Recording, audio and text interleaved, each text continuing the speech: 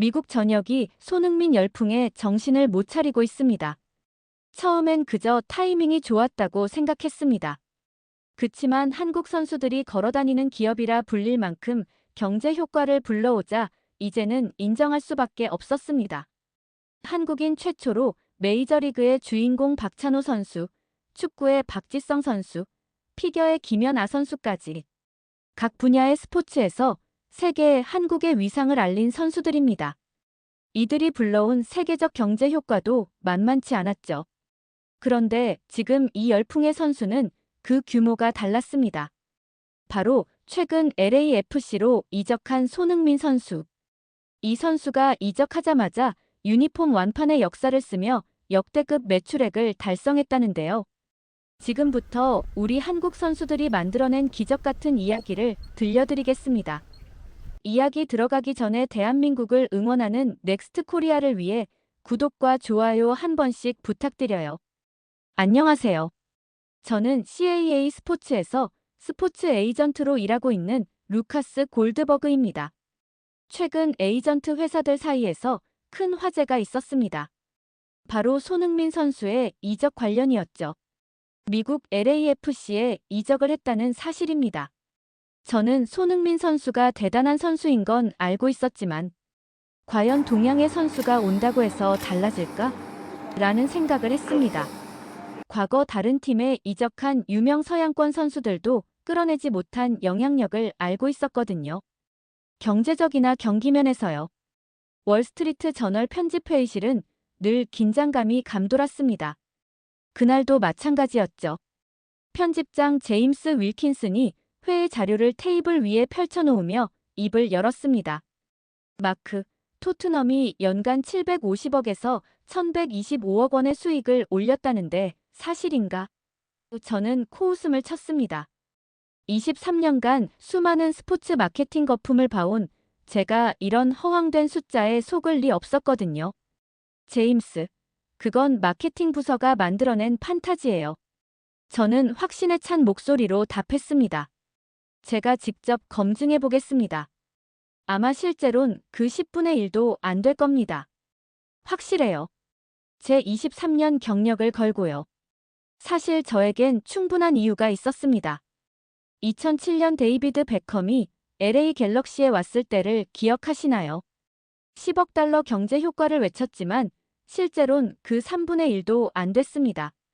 티에리 앙리가 뉴욕 레드불스에 왔을 때도 마찬가지였어요.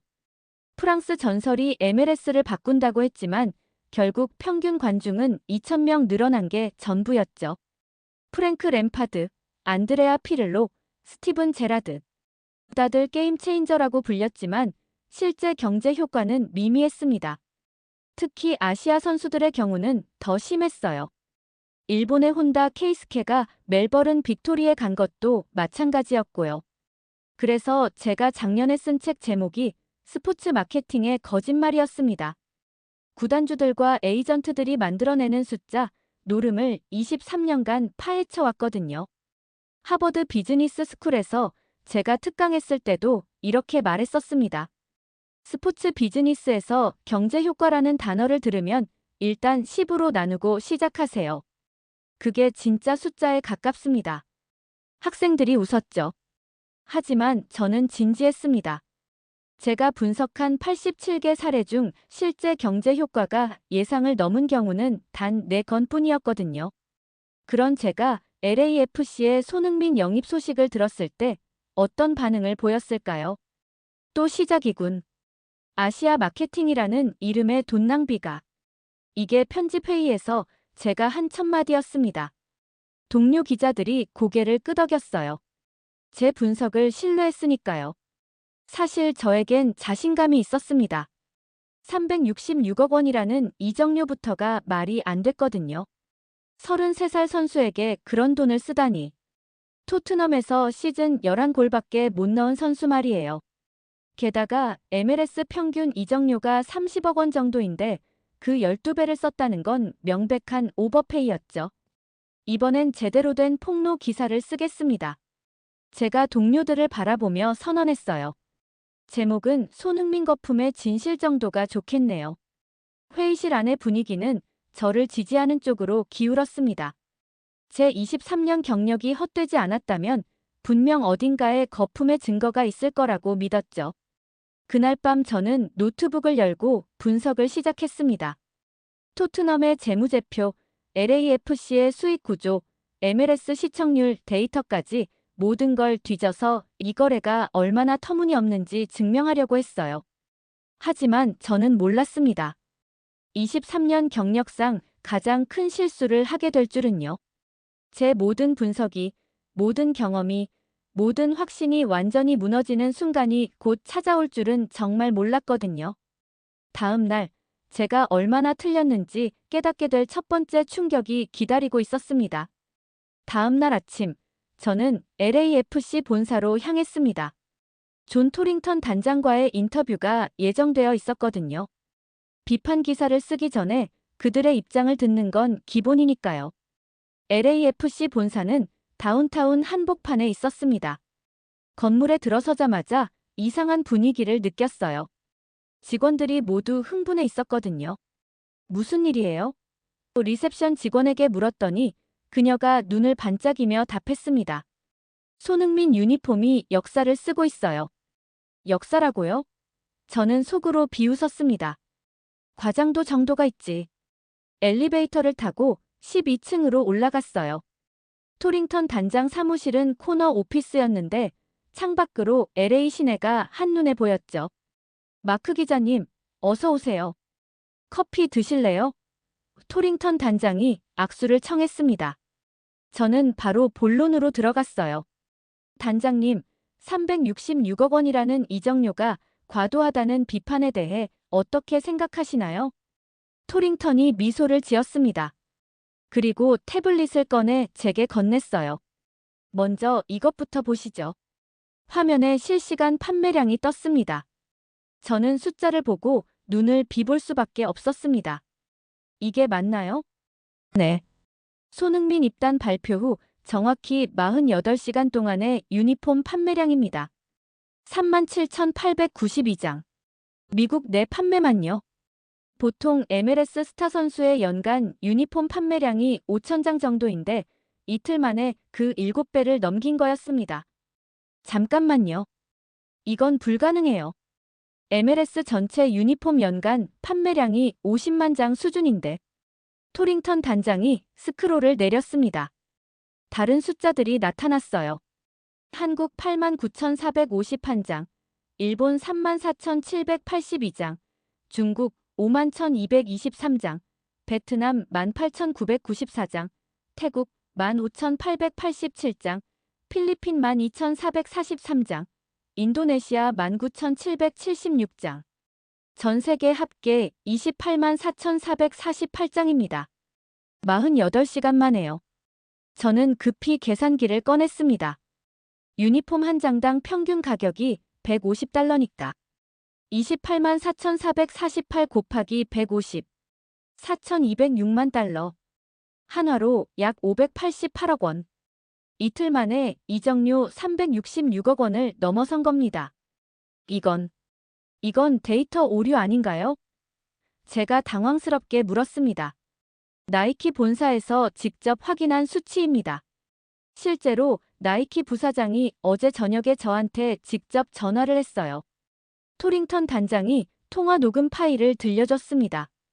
존, 축하해. 48시간 판매 신기록이야. 메시가 인터 마이애미 갔을 때도 이 정도는 아니었어. 우리 생산 라인을 24시간 풀가동해도 수요를 못 따라가고 있어. 나이키 북미 담당 부사장 데이비드 체의 목소리였습니다. 제 머릿속이 하얗게 변했습니다.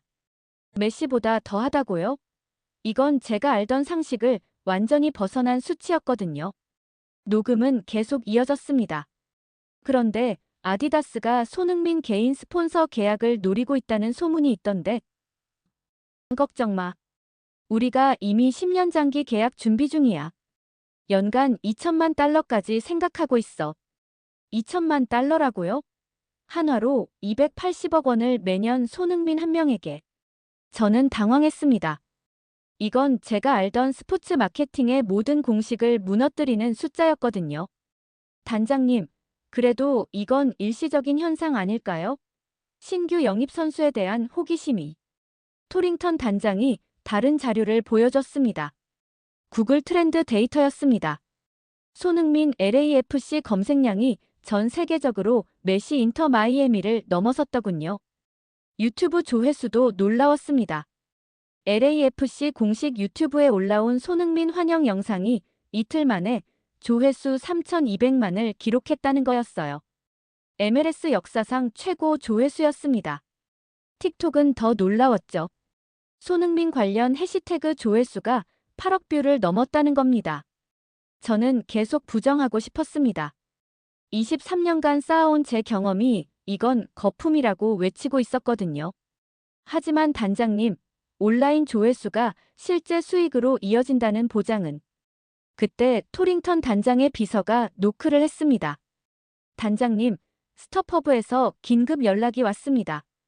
무슨 일이죠? 다음 홈경기 티켓이 10분 만에 매진됐다고 합니다. 리세일 가격이 평균 $500를 넘었고요. 평소 $50짜리 티켓이 $500라고요? 토링턴 단장이 저를 보며 말했습니다. 마크 기자님, 이게 시작에 불과했다는 걸 곧 아시게 될 겁니다. 저는 혼란스러웠습니다. 분명 거품일 텐데 숫자는 너무나 현실적이었어요. 인터뷰를 마치고 나오는데 마케팅 부서를 지나게 됐습니다. 대형 모니터에 실시간 판매 현황이 떠 있었어요. 유니폼 판매 28만 1223장, 인스타그램 팔로워 증가 플러스 890만, 티켓 판매율 342% 상승. 직원 한 명이 소리쳤습니다. 일본 판매량이 중국을 넘어섰어요. 다른 직원이 화답했습니다. 베트남도 2만 장 돌파했대요. 저는 그 순간 깨달았습니다. 이건 단순한 선수 영입이 아니었어요. 하나의 문화 현상이 시작되고 있었던 겁니다. 하지만 여전히 믿기 힘들었습니다. 정말로 33살 선수 한 명이 이런 변화를 만들 수 있다는 건가요? 저는 월스트리트 저널 사무실로 돌아가는 내내 생각했습니다. 과연 이게 진짜일까? 아니면 정교하게 조작된 마케팅일까? 한 가지는 확실했습니다. 직접 현장을 봐야겠다는 것. 숫자가 아닌 실제 현장에서 무슨 일이 일어나는지 두 눈으로 확인해야겠다는 결심이었죠. 다음, LAFC 원정 경기는 시카고였습니다. 그곳에서 저는 더 큰 충격을 받게 될 줄 몰랐습니다. 새벽 4시 30분, 저는 로스앤젤레스 국제공항으로 향했습니다. 시카고행 첫 비행기를 타기 위해서였죠. LAFC 대 시카고 파이어 경기를 직접 취재하기로 했거든요. 공항에 도착해서 깜짝 놀랐습니다. 새벽인데도 LAFC 유니폼을 입은 사람들이 수십 명 모여 있었어요. 대부분 7번 손흥민 유니폼이었죠. 체크인 카운터에서 만난 한국계 미국인 가족과 대화를 나눴습니다. 시카고까지 가시는 거예요? 네. 손흥민 선수 원정 첫 경기잖아요. 놓칠 수 없죠. 비행기 값에 호텔비까지 하면 상당할 텐데요. 아버지가 웃으며 답했습니다. 20년 전 박찬호가 메이저리그에서 뛸 때 이런 기분이었어요. 우리 아이들이 자부심을 느끼는 게 더 중요하죠. 옆에 있던 10살쯤 된 아들이 자랑스럽게 말했습니다. 손흥민이 최고예요. 학교 친구들도 다 부러워해요. 그 아이의 눈빛에서 진짜 자부심을 느낄 수 있었습니다. 이건 단순한 팬심이 아니었어요. 뭔가 더 깊은 의미가 있었죠. 비행기에 탑승하니 더 놀라웠습니다. 승객의 10분의 1 정도가 LAFC 유니폼을 입고 있었거든요. 옆자리에 앉은 멕시코계 미국인과 이야기를 나눴습니다. 저도 시카고 경기 보러 가요. 손흥민 때문이죠. 멕시코 팬인데 한국 선수를 응원하시나요? 우리 라틴들도 손흥민을 존경해요. 그는 이민자의 아들이잖아요. 우리와 같아요. 3시간 30분의 비행 후 시카고 오헤어 공항에 도착했습니다. 공항 디지털 광고판에 손흥민의 얼굴이 떠 있었어요. 웰컴 투 시카고 손흥민이라는 영어 문구와 함께요. 원정 선수한테 이런 환영 광고를. 저는 믿기 힘들었습니다. 하지만 이건 시작에 불과했어요. 공항에서 시내로 가는 택시를 탔습니다. 파키스탄계 기사가 먼저 말을 걸더군요. 축구 보러 오셨어요? 오늘 손흥민 경기잖아요. 아시나요? 당연하죠. 제 아들이 손흥민 팬이에요. 오늘 경기 티켓 구하려고 난리였어요. 시카고 한인타운에 도착했을 때 저는 입을 다물 수 없었습니다. 거리 전체가 축제 분위기였어요. 상점마다 손흥민 환영 현수막이 걸려 있었고 태극기와 LAFC 깃발이 나란히 펄럭였죠. 한국 식당 서울 키친에 들어갔습니다. 점심시간인데 자리가 없더군요. 보통 이렇게 붐비나요? 주인 아주머니가 답했습니다. 오늘은 특별해요. 손흥민 경기 보러 온 손님들로 아침부터 꽉 찼어요. 어제보다 매출이 3배는 될 것 같아요. 옆 테이블에서 들려온 대화가 흥미로웠습니다. 표 구했어? 겨우 구했지. 500달러 주고 샀어. 미쳤네. 그래도 볼 가치 있지. 식당을 나와 거리를 걸었습니다. 놀라운 광경이 펼쳐졌어요. 베트남 식당 사이공에도 손흥민 포스터가 붙어 있었고 중국 상점 차이나 마트에서는 손흥민 유니폼을 팔고 있었습니다. 일본 라멘집 도쿄 라면의 주인을 인터뷰했어요. 우리도 손흥민을 응원해요. 아시아의 자랑이잖아요. 오늘 저녁엔 가게 문 일찍 닫고 경기 보러 갈 거예요.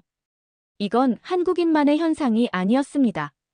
아시아 전체가 하나가 되고 있었어요. 제가 지금까지 본 어떤 스포츠 현상과도 달랐습니다. 단순한 팬심을 넘어선 문화적 동질감이 느껴졌거든요. 한인타운을 벗어나 솔저 필드로 향했습니다. 경기장까지 가는 내내 손흥민 유니폼을 입은 사람들을 볼 수 있었어요. 경기장 주변은 더 대단했습니다. 주차장에서 열리는 테일게이트 파티에 수천 명이 모여 있었어요. 한국 음식, 베트남 음식, 중국 음식을 나눠 먹으며 축제를 즐기고 있었죠. 시카고 파이어 팬조차 감탄하고 있었습니다. 이런 분위기는 처음이야. 월드컵도 아닌데 말이야. 한 명이 제게 말했습니다. 솔직히 부럽네.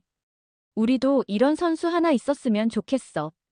경기장에 입장했을 때 저는 숨이 멎을 것 같았어요. 평소 15,000명 정도 오는 시카고 홈 경기에 32,000명이 들어찼습니다. 절반 이상이 손흥민 유니폼을 입고 있었고요.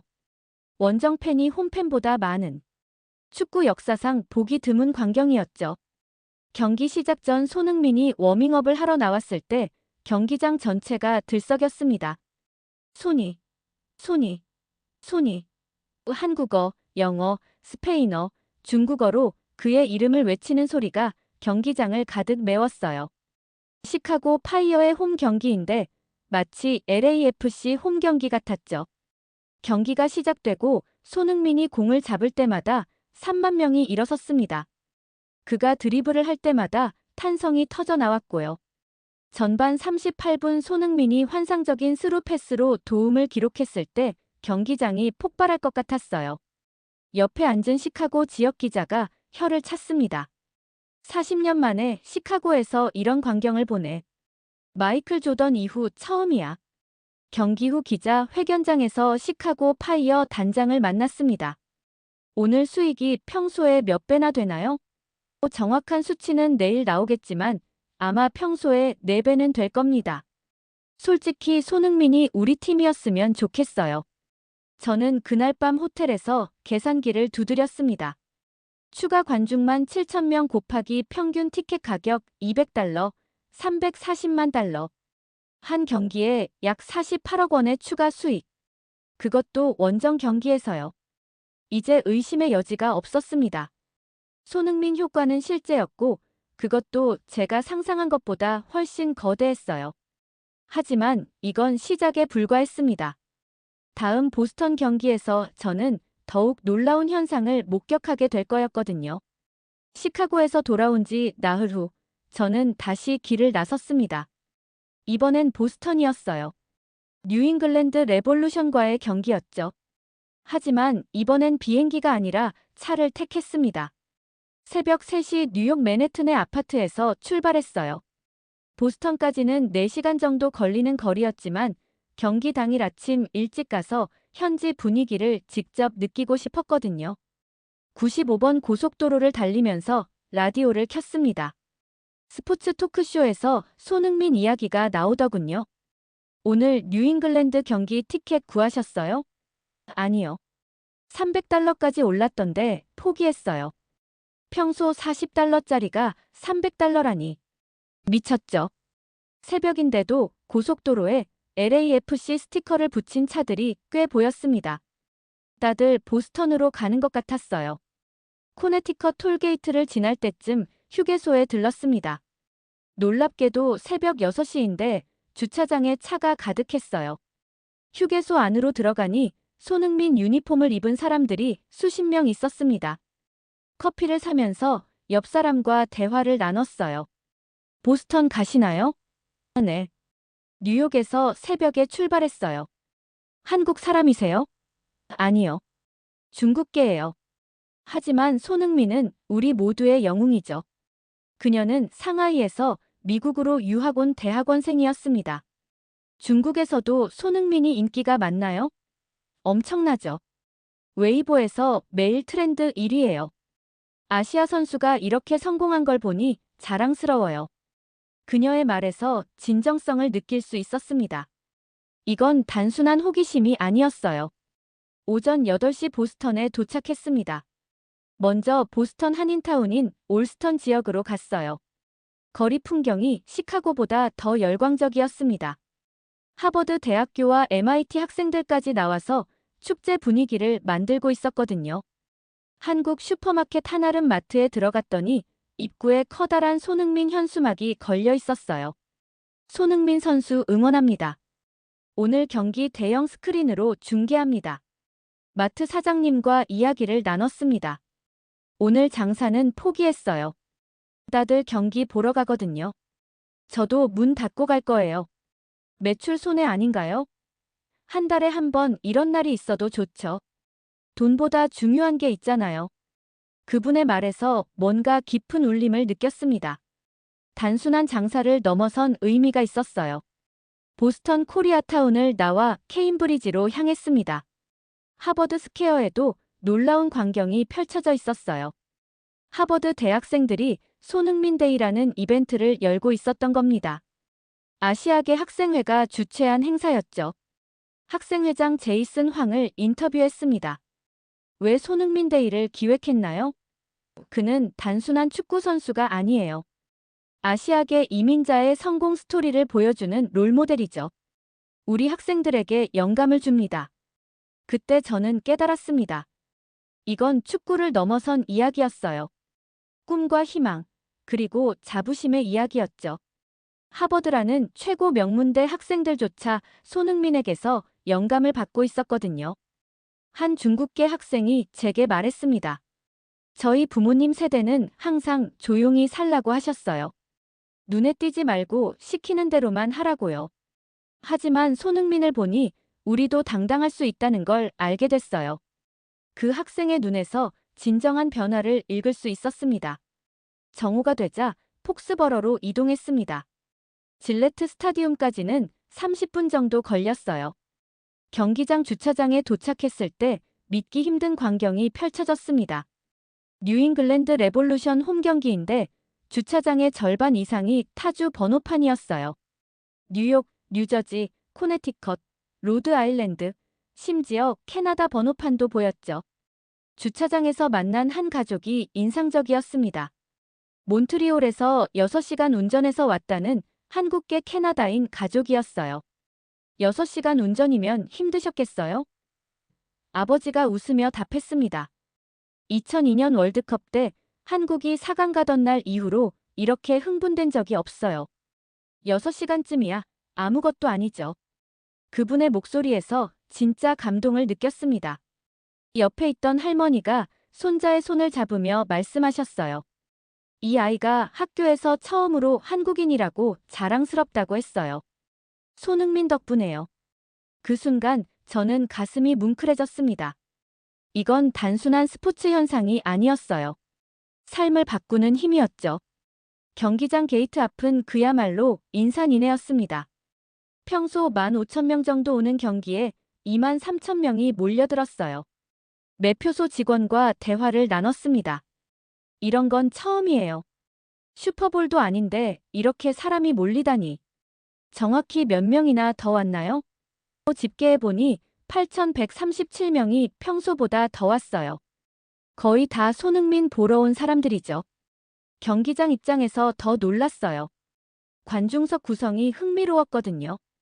한국계 약 5,000명, 중국계 약 1,000명, 일본계 약 500명, 베트남계 약 800명, 기타 아시아계 약 700명, 그리고 비아시아계도 1,000명 정도 되어 보였습니다. 옆자리에 앉은 백인 노부부와 대화를 나눴어요. 손흥민 팬이신가요? 솔직히 축구는 잘 몰라요. 하지만 우리 손녀가 K-팝을 좋아해서 같이 왔어요. 손흥민이 BTS 같은 존재라면서요.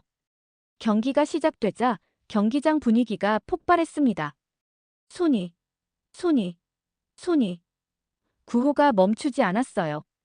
손흥민이 공을 잡을 때마다 23,000명이 일제히 일어났고 그가 패스할 때마다 탄성이 터졌죠. 후반 43분 손흥민의 도움으로 LAFC가 골을 넣었을 때 저는 놀라운 장면을 목격했습니다. 홈팀 팬들조차 박수를 치고 있었던 거예요. 옆에 있던 뉴잉글랜드 팬에게 물었습니다. 홈팬이 원정팀에게 박수를?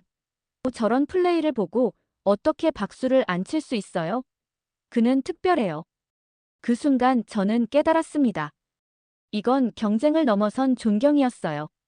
진정한 스포츠 정신이었죠. 호텔로 돌아와서 계산을 해봤습니다. 추가 관중 8,137명 곱하기 평균 티켓 가격 $300, 244만 달러.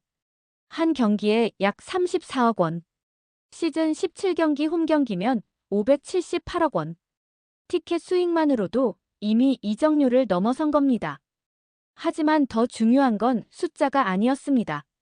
사람들의 마음이 변하고 있었어요. 그 변화가 진짜 가치였죠. 보스턴에서 돌아온 다음 날 저는 LAFC 마케팅 부서를 다시 방문했습니다.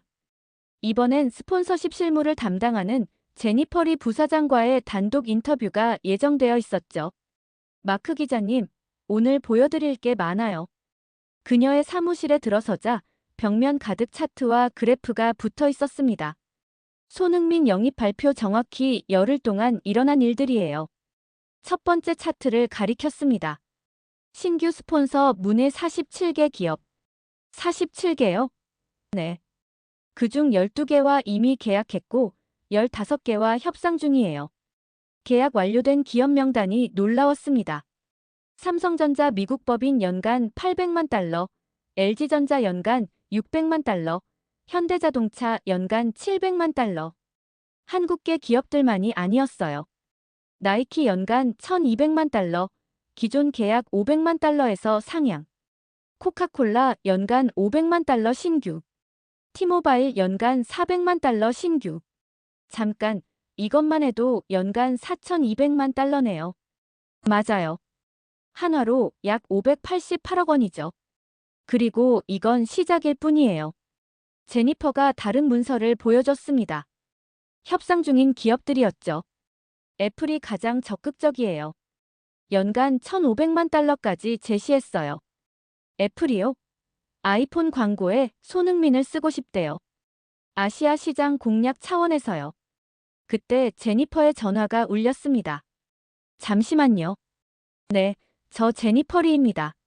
아, 삼성 김상무님. 네. 1,000만 달러로 상향하신다고요? 통화를 끝낸 그녀가 흥분해서 말했어요.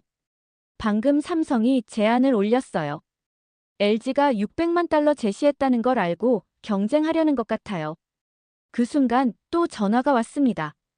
이번엔 LG였어요. LG도 800만 달러로 올린대요. 이거 완전 전쟁이네요. 저는 한국 기업들 간의 자존심 싸움을 목격하고 있었습니다. 제니퍼가 설명을 이어갔어요. 중국 기업들도 만만치 않아요. 알리바바가 연간 900만 달러를 제시했고 텐센트도 비슷한 수준을 검토 중이래요. 일본 기업은요? 소니가 500만 달러, 도요타가 600만 달러를 제안했어요. 이어서 그녀가 보여준 자료가 더 충격적이었습니다.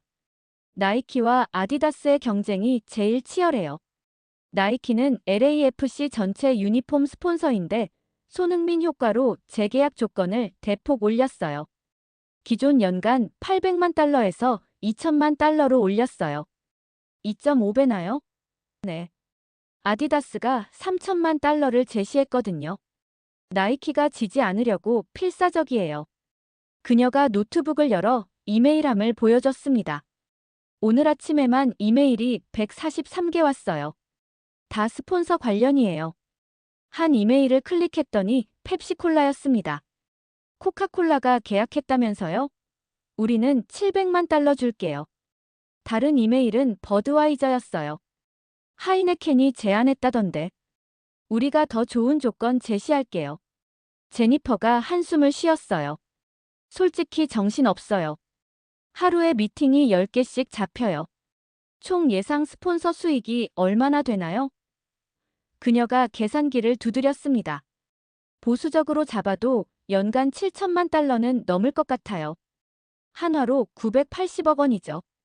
그럼 토트넘이 주장한 750억 원을 넘어서는 거네요. 스폰서십만으로도 넘어서죠. 여기에 티켓 수익, 유니폼 판매, 방송권료 상승까지 합치면 그녀가 보여준 종합수익 예상 차트를 보고 저는 숨이 멎을 뻔했습니다. 연간 예상 총 수익 증가 1억 2천만 달러. 한화로 1680억 원. 토트넘이 추정한 최대치 1125억 원보다도 500억 원 이상 많았습니다. 이건 정말 믿기 힘드네요. 저도 15년간 스포츠 마케팅을 해왔지만 이런 건 처음이에요. 한 선수가 산업 전체를 바꾸고 있어요. 그때 또 전화가 울렸습니다. 네, 아마존이요? 프라임 비디오 독점 다큐멘터리요? 얼마를 제안하신다고요? 제니퍼가 전화를 끊고 저를 봤어요. 아마존이 손흥민 다큐멘터리 제작권에 500만 달러를 제시했어요. 넷플릭스도 관심 있다던데 이것도 경쟁이 붙을 것 같네요.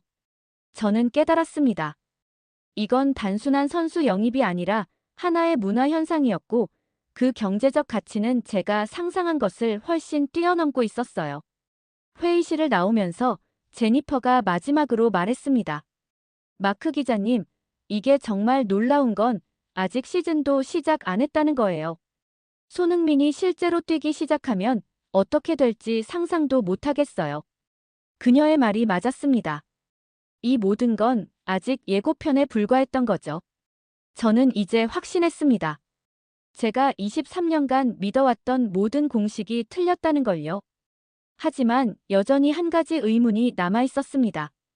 토트넘은 왜 이런 보물 같은 선수를 놓아줬을까요? 그 진실을 알아보기 위해 저는 런던으로 향해야 했습니다.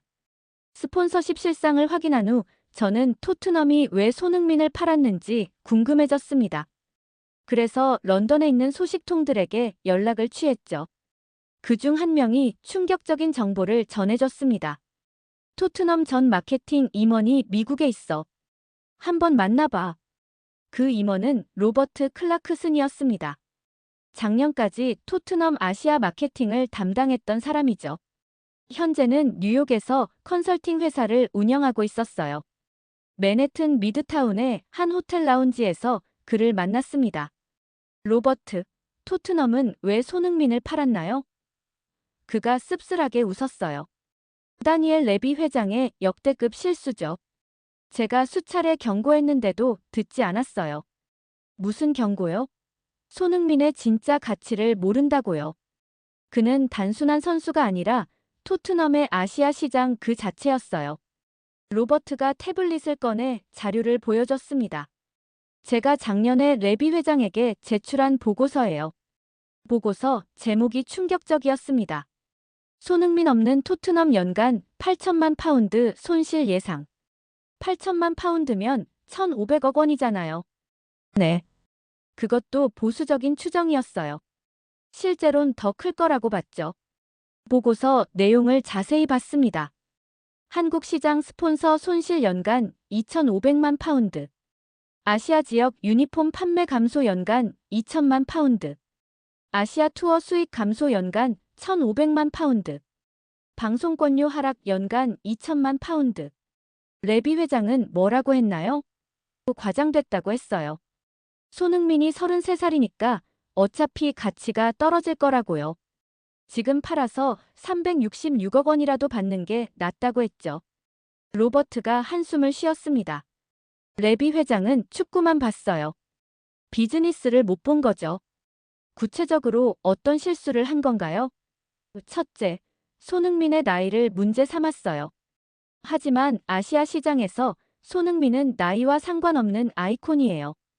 40살이 되어도 마찬가지일 거예요. 둘째는요. 미국 시장을 과소평가했어요. 미국에 사는 아시아계가 2,400만 명이에요. 영국의 아시아계는 500만 명이고요.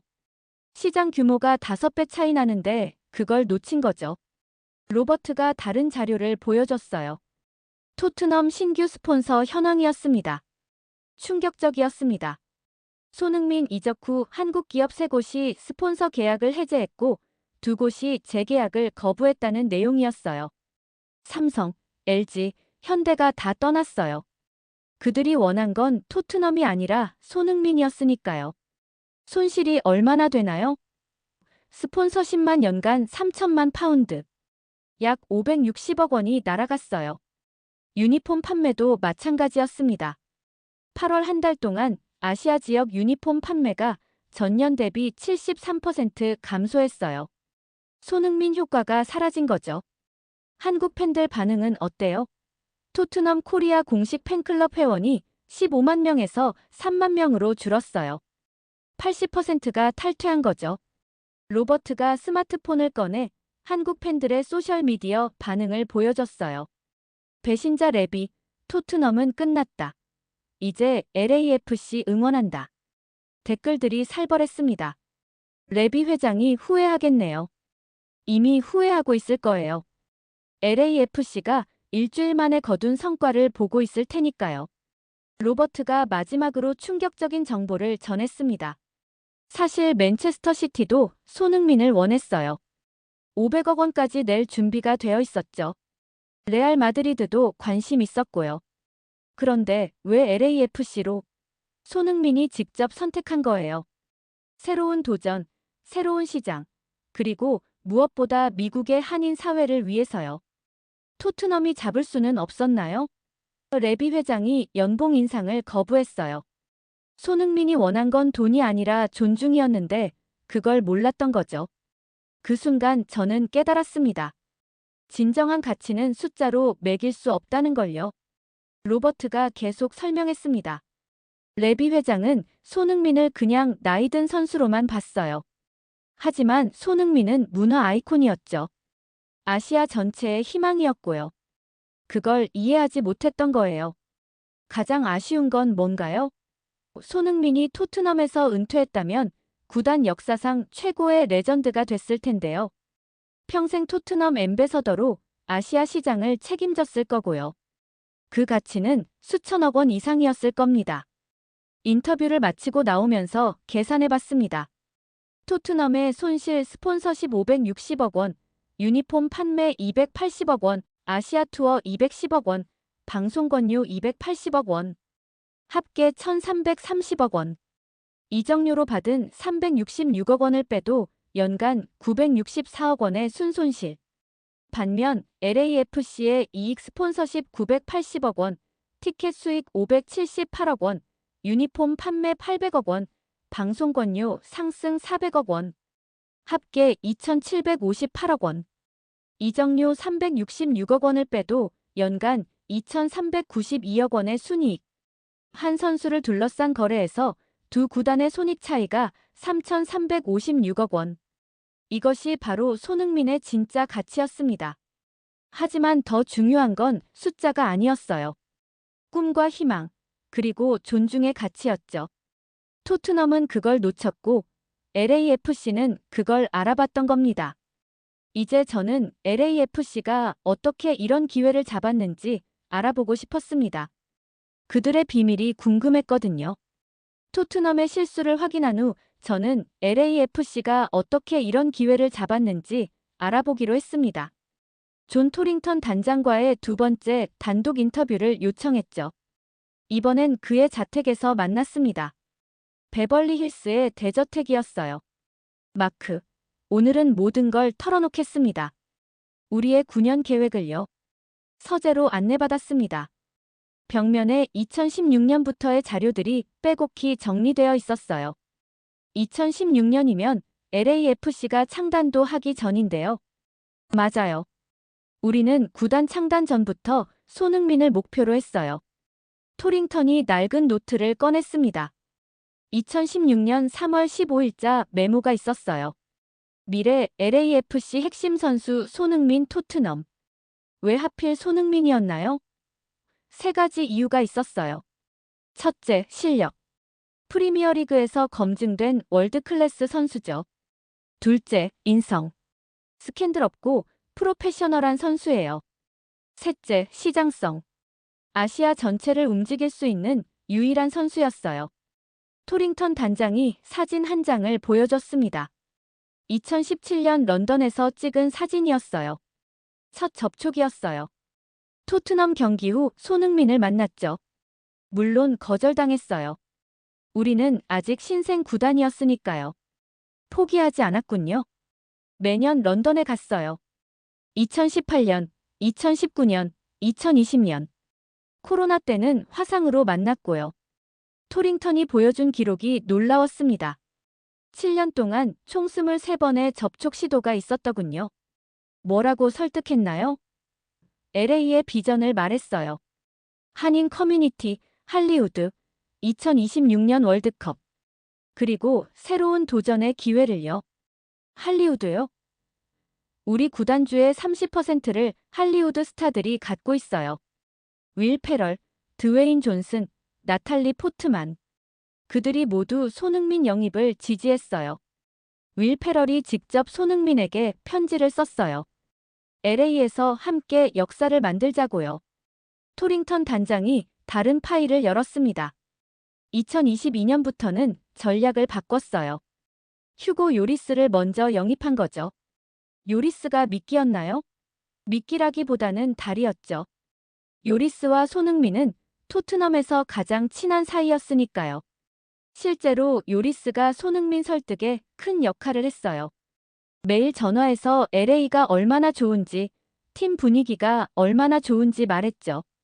돈은 얼마나 제시했나요? 연봉 2,500만 달러. 3년 보장. 하지만 중요한 건 돈이 아니었어요. 그럼 뭐였나요?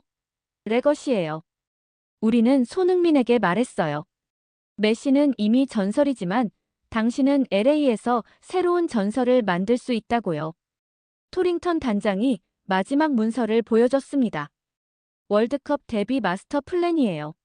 내용이 놀라웠습니다.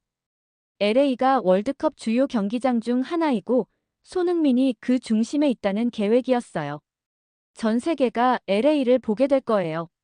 그리고 그들은 손흥민을 보게 되겠죠.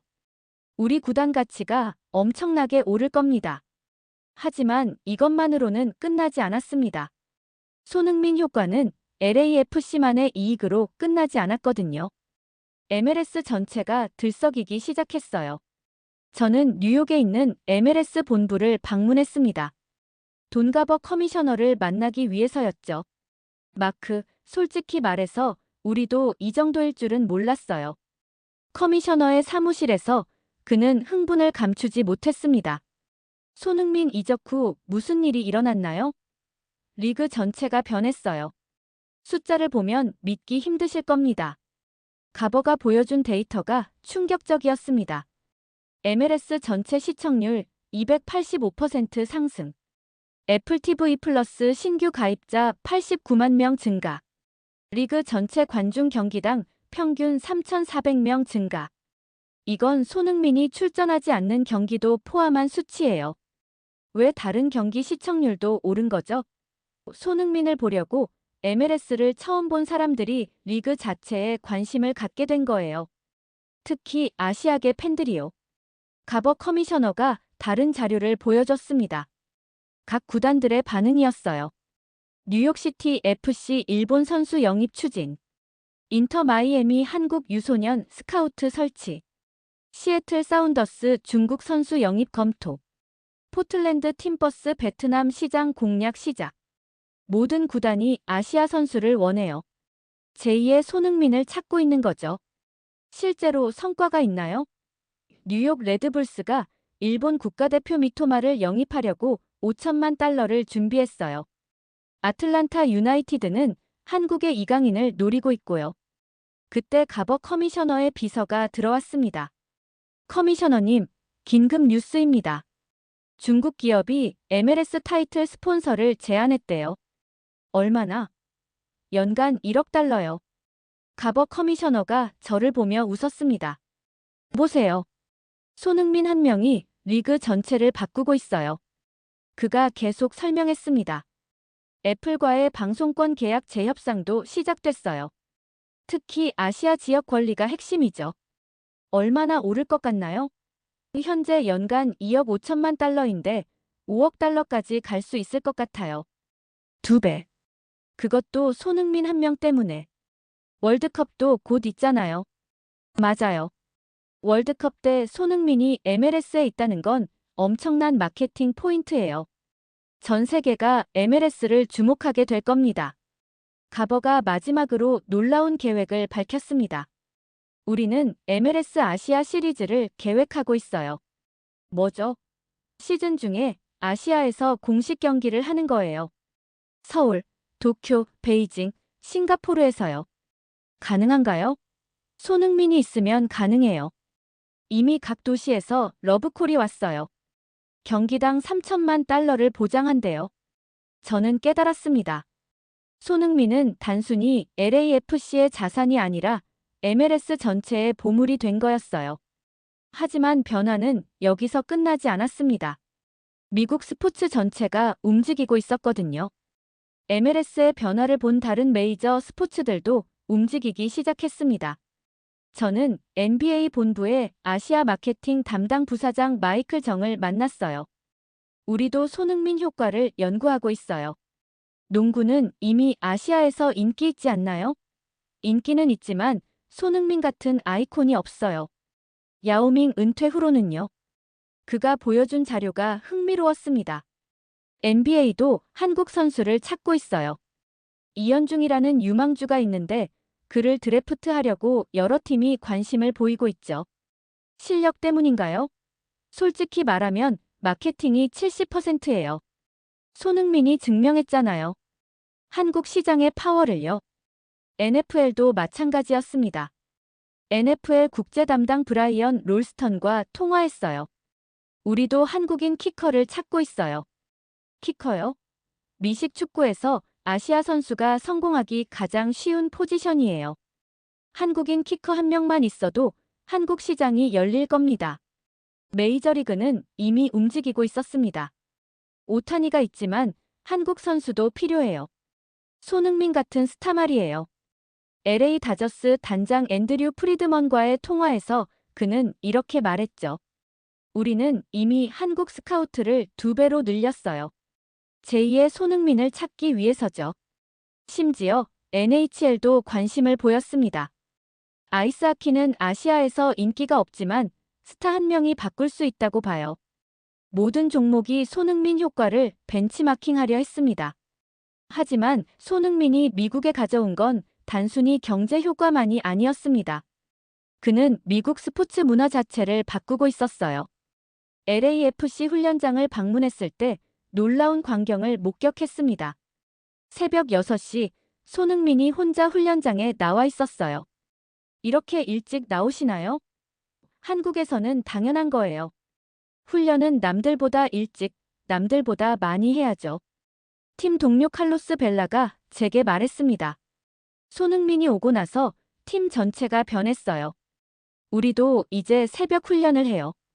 강제인가요? 아니요. 자발적이에요. 손흥민을 보면 자극받거든요. 33살인데 20살처럼 훈련해요. 주장 칼로스 벨라도 인정했습니다. 솔직히 우리가 너무 안일했어요. 손흥민이 진짜 프로가 뭔지 보여줬죠. 훈련 문화만 바뀐 게 아니었습니다. 팀 영양사 사라 존슨이 설명했어요. 손흥민이 한국 음식을 소개했어요. 김치, 된장, 고추장. 처음엔 생소했는데 이제 선수들이 먼저 찾아요. 건강해졌나요? 발효 음식이 회복에 도움이 되어 선수들 컨디션이 눈에 띄게 좋아졌어요. 더 놀라운 건 팬 문화의 변화였습니다. 경기장에서 한국식 응원 문화가 퍼지기 시작한 거예요. LAFC 서포터스 리더 마이크 로드리게스가 말했습니다. 한국 팬들의 응원을 보고 충격받았어요. 90분 내내 노래하고 춤추더라고요. 그래서 우리도 배우기 시작했어요. 이제 LAFC 응원가를 한국어로도 부릅니다. 실제로 경기장에서 오필승 LA 같은 한국식 응원가가 울려 퍼지고 있었어요. 미국 유소년 축구도 변화하고 있었습니다. LA 유소년 축구 아카데미 감독 데이빗 윌리엄스를 만났어요. 손흥민 이후 한국계 학부모들이 엄청 늘었어요. 얼마나요? 등록 학생이 40% 늘었는데 절반이 아시아계예요. 훈련 방식도 바뀌었나요? 한국식 기본기 훈련을 도입했어요. 손흥민의 아버지가 했던 훈련법을 연구하고 있죠. 언론도 변했습니다. ESPN이 한국어 자막 서비스를 시작했고 폭스 스포츠는 한국계 해설자를 영입했어요. ESPN 프로듀서 데이빗 밀러가 말했습니다. 손흥민 경기 중계 때 한국어 자막을 넣으니 시청률이 30% 올랐어요. 이제 모든 LAFC 경기에 한국어 서비스를 제공합니다. 가장 큰 변화는 미국인들의 인식이었습니다. 길거리 인터뷰에서 만난 백인 노인이 이렇게 말했어요. 솔직히 아시아 선수를 무시했었어요. 피지컬이 약하다고 생각했죠. 하지만 손흥민을 보고 완전히 생각이 바뀌었어요. 흑인 청년도 비슷한 말을 했습니다. 손흥민은 단순히 빠른 게 아니라 똑똑해요. 축구 IQ가 엄청나죠. 이제 아시아 선수들을 다르게 봅니다. 이 모든 걸 취재하고 나서 저는 깊은 성찰에 빠졌습니다. 23년간 스포츠 경제를 분석하면서 저는 얼마나 많은 편견을 가지고 있었을까요? 월스트리트 저널 사무실로 돌아와 제 책상에 앉았습니다. 컴퓨터 화면에는 한 달 전 제가 쓴 기사 초안이 떠 있었어요. 손흥민 거품의 진실 마이너스 왜 366억 원은 과대평가인가? 이 제목이 얼마나 어리석은지 이제야 깨달았습니다. 저는 편집장 제임스 윌킨슨을 찾아갔어요. 제임스, 새로운 기사를 쓰고 싶어요. 제목은 손흥민이 증명한 것 가치는 숫자가 아니라 영향력이다. 그가 웃었습니다. 마크, 자네가 틀렸다고 인정하는 건가? 네, 완전히 틀렸어요. 23년 경력상 가장 큰 오판이었죠. 저는 새로운 기사를 쓰기 시작했습니다. 첫 문장은 이랬어요. 저는 틀렸습니다.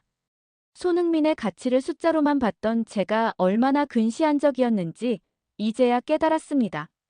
동료들이 놀랐어요. 제가 실수를 인정하는 걸 본 적이 없었거든요. 하지만 저는 계속 썼습니다. 손흥민은 단순한 축구 선수가 아닙니다. 그는 문화현상이고 2,400만 아시아계 미국인들의 자부심이며 미국 스포츠 산업의 새로운 패러다임입니다. 기사를 쓰면서 깨달은 게 있었어요. 저는 그동안 백인 중심, 달러 중심의 사고에 갇혀 있었던 거였죠. 아시아 시장의 잠재력, 문화의 힘이 만들 수 있는 변화를 완전히 과소평가했던 겁니다. 기사는 이렇게 끝났습니다. 손흥민이 증명한 750억 원. 아니, 그 이상의 가치는 미국 스포츠가 놓치고 있던 거대한 기회였습니다. 그리고 그 기회의 문을 연 것은 33살의 한국 선수였습니다. 기사가 발행되자 반응이 폭발적이었어요. 조회수 500만, 공유 30만 건. 제 23년 경력상 최고 기록이었죠. 더 중요한 건 많은 사람들이 편견을 버리게 됐다는 거였어요. 한국계 미국인 2세 대학생 브라이언 박이 제게 말했습니다. 손흥민을 보고 자신감을 얻었어요. 우리도 미국에서 성공할 수 있다는 걸 보여줬잖아요. 그 순간 저는 깨달았습니다. 진정한 가치는 숫자로 측정할 수 없다는 걸요. 꿈과 희망, 자부심과 용기. 그것이 손흥민이 미국에 가져다 준 진짜 선물이었습니다. 손흥민의 성공은 단순히 한 선수의 성공이 아니었습니다. 전 세계 한인들, 아시아인들, 그리고 꿈을 가진 모든 사람들의 승리였어요. 편견을 넘어선 진정한 가치의 승리였죠.